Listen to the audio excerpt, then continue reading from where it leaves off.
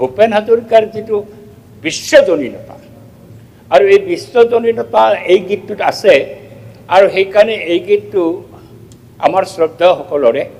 আমাৰ ৰাজনৈতিক মতাদৰ্শ পৃথক হ'ব পাৰে অটল বিহাৰী বাজপেয়ীৰ আটাইতকৈ প্ৰিয় গীত আছিলে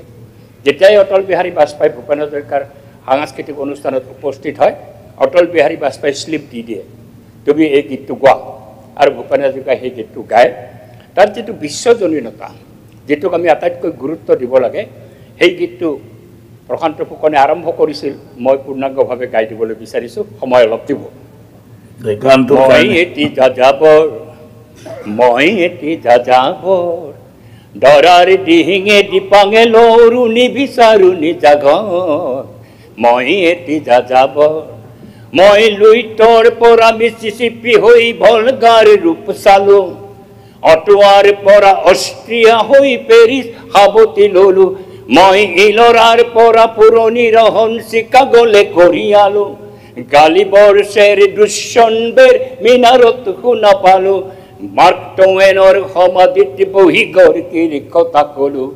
বাৰে বাৰে দেখো বাটৰ মানুহ হৈছে আপোন বৰ হেয়ে মই যাযাবৰ বহু যাযাবৰ লক্ষ্যবিহীন মোৰ পিছে আছে পণ বহু যাযাবৰ লক্ষ্যবিহীন মোৰ পিছে আছে পণ ৰঙৰ খনি য'তেই দেখিছো বগাই দিয়াৰ মন মই দেখিছো অনেক গগনচুম্বী অট্টালিকাৰ শাৰী তাৰ সাথেই দেখিছো কত না গৃহহীন নৰ নাৰী মই দেখিছো কিছু ঘৰৰ সন্মুখ বাগিচাৰে আছে ভৰি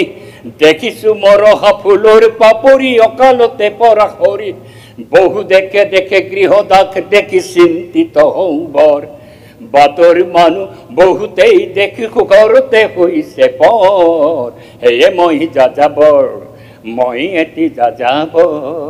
এই বিশ্বজনীনতা ভূপেন হাজৰিকাৰ সৰ্বকাল থাকক আমি